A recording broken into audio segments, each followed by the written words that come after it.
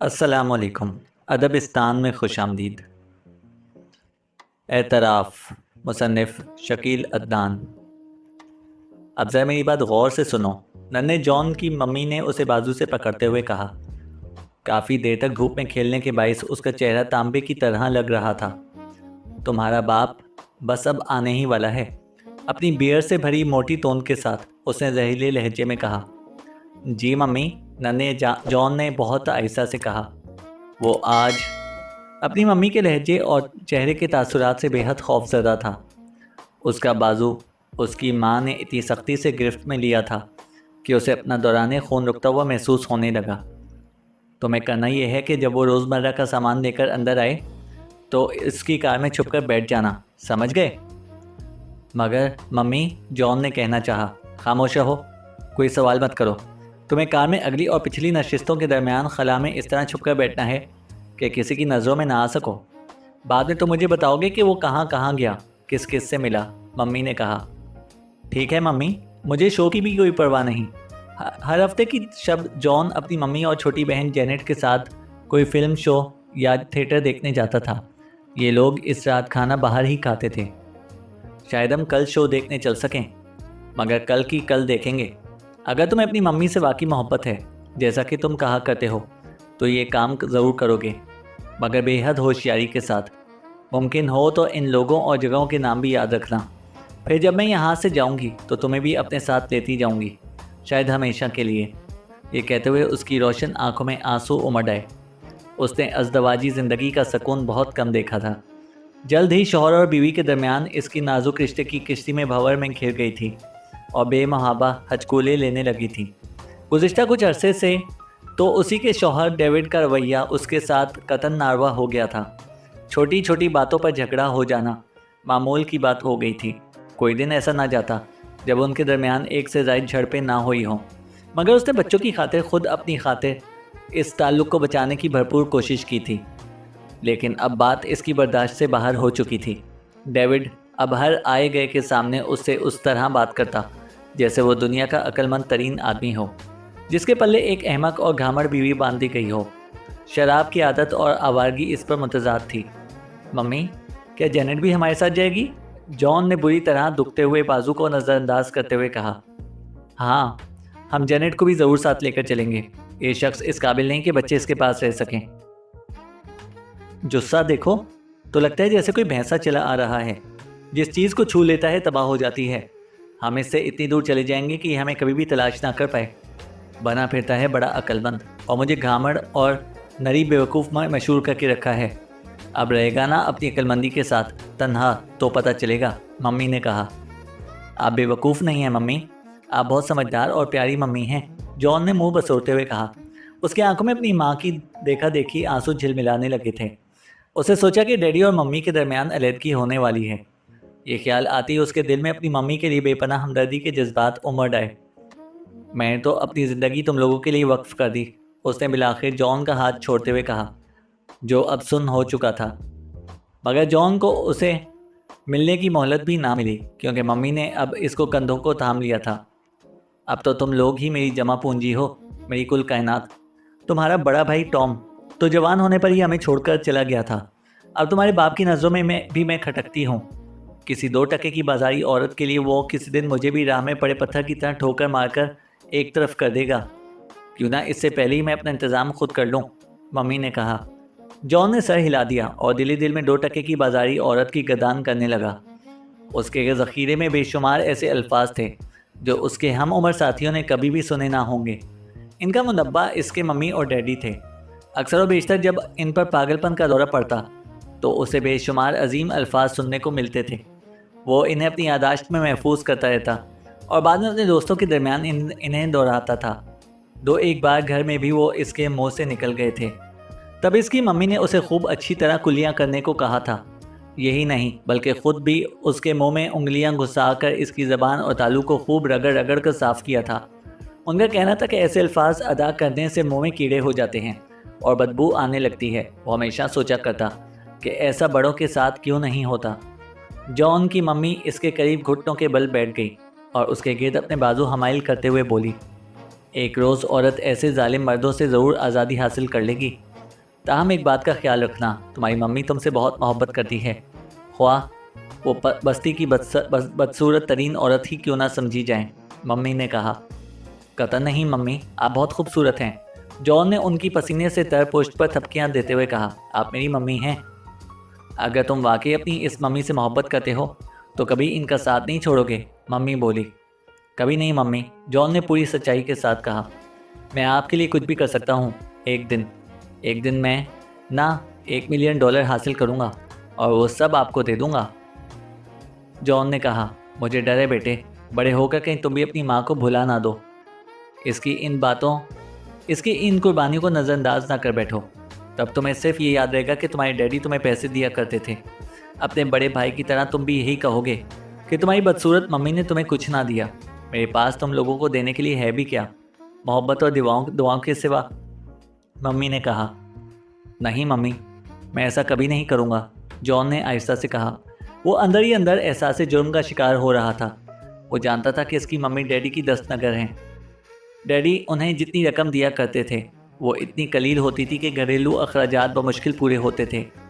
फिर भला इनकी मम्मी कहाँ से पैसा बचाकर अपने बच्चों को देती।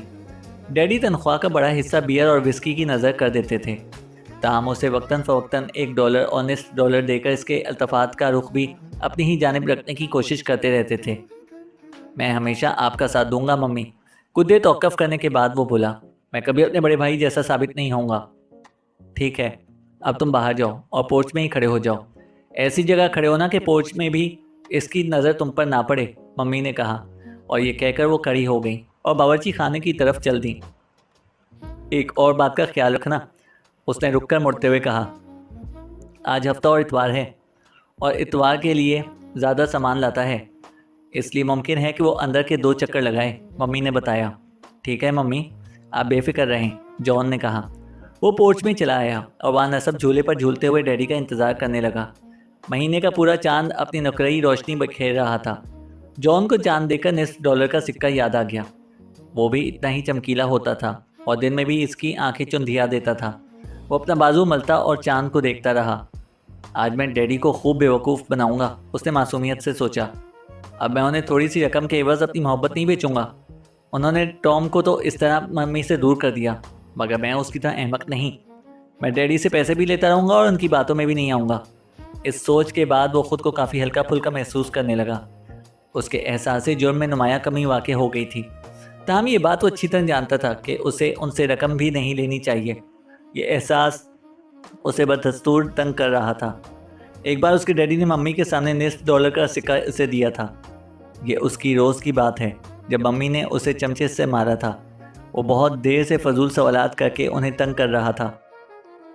उन्हें बहुत काम निपटाना था और वो बातें करके उनका ध्यान बटा रहा था। बिलाखिर शदीद गुस्से में उन्होंने आओ देखा ना ताओ करीब रखा हुआ चमचा उठाया और घुमा दिया। वो जॉन की पेशानी पर आंख के ऐन ऊपर लगा और फ़ौरन ही वहाँ से खून बह निकला जो आंखों में पहुँच गया। ज़ख़म तो इतना ज़्यादा गहरा ना था, मगर खून देखकर उसकी मम्मी ही नहीं, वो ख़ुद भी बुरी तरह खौफज़दा हो गया और लगा चीखने चिल्लाने। उसे यकीन हो गया कि अब वो मर जाएगा, जबकि अभी वो मरना नहीं चाहता था। अभी तो वो बहुत छोटा था। मम्मी ने जल्दी से डॉक्टर और डैडी को फ़ोन किया। वो मुसलसल रोए जा रही थी और ख़ुद को मलामत करने वाले अंदाज में ये कहे जा रही थी, ओह ये मैंने क्या कर दिया, मेरे बच्चे, मेरी जान। जॉन को अपनी चोट की तकलीफ़ कम और मम्मी की हालत पर अफसोस ज़्यादा हो रहा था। उल्टा उसने मम्मी से लिपटकर उन्हें तसल्लियाँ देना शुरू कर दी थी कि वो ठीक है, उसे कुछ नहीं हुआ। अगर वो इतना छोटा सा मर रहा है तो क्या हुआ, इसे इस बात का कोई दुख नहीं। अफसोस तो इस बात का है कि उसकी हालत देखकर उन्हें तकलीफ़ हुई। वो जानता है कि वो वाकई उसे मारना नहीं चाहती थी। वो तो इससे बहुत प्यार करती थी, और इससे और जेनेट से। जब डॉक्टर और डैडी घर पहुंचे तो उन्होंने बाहमी मुफाहमत का मुजाहिरा करते हुए इन दोनों को यही बताया कि वो गिर गया था, जिसके नतीजे में इसकी पेशानी मेज़ के किनारे से टकराई और खून निकल आया। डॉक्टर के मरहम पट्टी से फारिग होने के बाद डैडी ने जेब से $1 का सिक्का निकाला और जॉन के हाथ में थमा दिया। जॉन को यकीन था कि अगर इसकी दोनों आंखों के ऊपर चोट लगी होती तो उसके डैडी इसे पूरा $1 दे देने में कोई आर महसूस ना करते। जॉन को इस बात में कतन कोई शक ना था कि किसी और लड़के के लिए ऐसे बाप का बेटा होना मुमकिन ही नहीं था। उसके ख्याल में जितनी खामियां उसके बाप में थीं, शायद ही किसी के बाप में यकजा हो सकती हैं। वो बियर से भरी तोंद का मालिक ऐसा शराबी था जो 2 टके की बाजारी औरतों के साथ आवारागर्दी भी किया करता था। उसका जुस्सा भैंसे जैसा था और वो जिस चीज़ को छू लेता वो तबाह हो जाती। वो हैरानी से सोच रहा था कि 2 टके की बाजारी औरत कैसी होती होगी। उसे उम्मीद थी कि शायद आज वो अपने डैडी के साथ उसे देख सके। डैडी की कार पोर्च में दाखिल होते देखते ही वो तेजी से दीवार की आड़ में हो गया। डैडी कार रोक कर नीचे उतरे और दरवाज़ा खोलकर पिछली नशिस्त पर से 2 बड़े बड़े कागजी थैले निकालकर अंदर की तरफ चले गए। जॉन ने करीब पड़ी हुई हॉकी उठाई और इसे राइफल की तरह आंख से लगाकर डैडी के सीने का निशाना लिया, जो उसे इस वक्त रेड इंडियन दिखाई दे रहे थे। जो ही उसने ट्रिगर दबाया, डैडी घर में दाखिल हो गए। उसने मम्मी की हिदायत के मुताबिक इनके दूसरे फेरे का इंतज़ार किया। इस बार उनके घर में दाखिल होते ही वो तेज़ी से कार की तरफ लपका। इस दौरान उसने राइफल दोबारा लोड कर ली थी। ख्याली रेड इंडियन उसकी इसी फुर्ती से खाइफ रहते थे और इसे फायर करने के लिए हर वक्त तैयार के नाम से पुकारते थे। इसने पिछला दरवाज़ा खोला और दुश्मन के ट्रक के पिछले हिस्से में छुपकर बैठ गया। कुछ देर बाद उसे बावर्ची खाने की तरफ से बुलंद आवाज़ें आईं। उसने अंदाज़ा लगाया कि दोनों ममालिक में एक बार फिर से शदीद सरहद की झड़पें हो रही हैं। चंद लम्हे बाद उसे बाहर का दरवाज़ा बंद होने की ज़ोरदार आवाज़ सुनाई दी और फिर डैडी कार में आकर बैठे। जॉन दिली दिल में हंस रहा था। वो इस वक्त खुद को बहुत पुरजोश महसूस कर रहा था। डैडी ने कार स्टार्ट करके आगे बढ़ा दी। उनका रुख कस्बे की तरफ था। जॉन रास्ते पर अपनी तवज्जो मरकूज़ किए रखने की कोशिश कर रहा था। तस्वुर में दुश्मन जनरल का ट्रक एक घने जंगल में सफ़र कर रहा था। उसने ट्रक के पिछले हिस्से में कूदकर और ख़ुद को पोशीदा रखकर एक बेहद अहम कामयाबी हासिल कर ली थी। दुश्मनों ने उसकी महबूबा जेनी को कैद कर लिया था और इसे गर्म सलाखों से दागने का सोच रहे थे। जॉन ने अपनी हम जमात जेनी को तस्वुर में भरपूर जवान एक दरख्त के साथ रस्सियों से जकड़ा हुआ देखा। इससे पहले कि दहकती हुई सलाख जेनी के जिस्म से मस होती, जॉन वहां पर पहुंच गया और यके बाद दीगरे तमाम दुश्मनों को फना करके जेनी को बंदिशों से आज़ाद करा दिया। जेनी उसे देखकर खुशी से फूले ना समाई और मौत से बदतर अजियत से छुटकारा दिलाने का अमलन शुक्रिया अदा करने के लिए उससे लिपट गई। कार रुकने के बाद जॉन को अंदाज़ा हुआ कि झटका कार के ब्रेक लगने का नतीजा था। उसे डैडी के कार से उतर जाने के बाद बाहर झांका। उसका अंदाज़ा था कि वो इस वक्त मेकर्स रेस्टोरेंट के सामने होंगे, मगर ये देखकर उसे शदीद धचका पहुंचा कि वो कस्बे के पोस्ट ऑफिस के करीब थे। वो देर तक नशिस्तों के दरमियान दुबका रहा। उसकी ख्वाहिश थी कि उसके डैडी जल्द ही किसी 2 टके की बाजारी औरत के साथ वापस आएँ ताकि वो भी कुछ देख सके, मगर खासी देर गुजरने के बाद भी वो वापस ना आए। जॉन ने वहाँ पड़े पड़े बहुत बेचैनी और थकन महसूस करना शुरू कर दी। अब उसे नींद भी आ रही थी। जल्द ही वो ऊँघने लगा। गनूदगी के दौरान मुख्तलिफ आवाज़ें उसे करीब से आती हुई महसूस हुईं और कभी दूर जाती हुई महसूस हो रही थीं। इन्हीं आवाज़ों के दरमियान उसे अपने डैडी की आवाज़ भी सुनाई दी। फिर कहीं दूर से कार के दरवाजे खुलने और बंद होने की सदाएं भी उभरीं। तभी अचानक वो झुरझुरी लेकर बेदार हो गया। डैडी के साथ कार में कोई और भी बैठा था। वो खुद को ज़हनी तौर पर वो सब कुछ देखने के लिए तैयार करने लगा जो किसी बच्चे ने पहले नहीं देखा होगा। उसे ये सोचकर अनजानी मुसरत का एहसास होने लगा कि जब वो अपने दोस्तों को ये सब कुछ बताएगा तो वो कितने हैरान होंगे। इनका सफ़र दोबारा शुरू हो गया। बोतल देना मुझे, उसने डैडी की आवाज़ सुनी। ये लो, जवाब में एक और मर्दाना आवाज़ आई और जॉन शदीद मायूसी से 2-4 हो गया। डैडी के साथ 2 टके की बाजारी औरत के बजाय उनका कोई दोस्त आया था और वो सियासत पर गुफ्तगू कर रहे थे। एक बार फिर इसके तसव्वुरात का सफ़र शुरू हो गया और वो जेनी की कुर्बत में जा पहुंचा। ज़रा सी देर बाद फिर आवाज़ें उभरने और डूबने लगीं। अब के वो जागा तो कार बदस्तूर मुतहर्रिक थी। इन लोगों का मौजू गुफ्तगू तब्दील हो चुका था।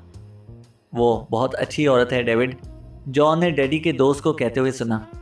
इतनी अच्छी कि इससे ज़्यादा का तस्वुर मुहाल है। मेरी बीवी तो हर वक्त बस उसी के गुण गाती रहती है। मैं जानता हूँ, डैडी ने काट खाने वाले अंदाज में कहा। मुझे बताने की ज़रूरत नहीं। मुझे ये भी मालूम है कि गलती मेरी है। मैं शराबी हूँ, आवारा हूँ। डैडी की आवाज़ आई। हकीकत यह डेविड कि हमें जो औरतें बीवियों की सूरत में मिली हैं ना, हम उनके हकदार ना थे। डेविड के दोस्त ने गंभीर लहजे में कहा। हमें से कोई भी इस काबिल ना था। आज जो कुछ हुआ इसके बाद किसी मुफाहिमत की गुंजाइश नहीं रहती। आज तक तो मुझे बच्चों ने मजबूर किए रखा। मुझे हमेशा बच्चों का ख्याल आ जाता था क्योंकि मुझे बच्चों से बेहद मोहब्बत है, मगर अब मैंने सोच लिया है बच्चे मेरे पास रहेंगे। मैं आज अपना फ़ैसला सुना दूंगा। डैडी की आवाज़ आई। वो भी तुमसे मोहब्बत करती है, ये मत भूलो, दोस्त ने कहा। अब ऐसा भी नहीं है, डेविड ने तल्खी से हंसकर कहा। कम से कम वो मुझसे मोहब्बत नहीं कर सकती, मुझसे, और इसमें उसका कोई कसूर भी नहीं। मैं जानता हूँ कि मैं क्या हूँ, मैंने क्या किया है। ज़रा बोतल मुझे पकड़ाओ, डैडी के दोस्त की आवाज़ आई। कभी कभी मैं ये सोचता हूँ कि अगर मेरी बीवी ना होती तो मेरा क्या होता, शायद तुम्हारा भी, बल्कि इस दुनिया का क्या होता। ये किस कदर बेरंग और फीकी फीकी होती अगर ये बीवियाँ ना होती, बिल्कुल बेरौनक। वही बीवियाँ जो हमारे बच्चों की माएँ हैं, अगर ना होती तो हमें बच्चों जैसी नेमत कैसे मैसर आती। अगर ये औरत ना होती तो ये कायनात बिल्कुल फजूल और नाकारा होती। डैडी के दोस्त की आवाज़ आई। जब मैंने उससे शादी की तो वो कस्बे की खूबसूरत तरीन लड़की थी। जॉन ने डैडी की मध्यम आवाज़ सुनी। मैं इस वक्त खुद को दुनिया का सबसे खुशकिस्मत शख्स तस्वुर करता था। लोगों का भी ये कहना था, मगर मेरा ये हाल भी तो उसी ने किया है। अब तो मेरी ख्वाहिश है कि मर्द को किसी दिन ऐसी औरतों से आज़ादी मिले। फिर जैसे उसे कुछ याद आ गया हो। वक्त क्या हो गया है? मुझे 10 बजे से पहले कस्बे वापस पहुंचना है। मैंने किसी को वक्त दे रखा है। इंसान को जिंदा रहने और दिल बहलाने के लिए क्या क्या करना पड़ता है, तुम्हें पता है कि? बाकी बातें जॉन ना सुन सका। इस बार नींद का हमला इतना शदीद था कि उसकी मज़ाहिमत दम तोड़ गई। उसने सोचा कि 1 मिनट को आंखें बंद रखने के बाद खोल देगा, क्योंकि उसे हर कीमत पर जागते रहना था। ज़रा ही देर बाद वो हड़बड़ाकर जाग गया। उसे ऐसे लगा जैसे कहीं ले जाया जा रहा हो। ये जानकर वो बहुत हैरान हुआ कि अब वो कार में नहीं था।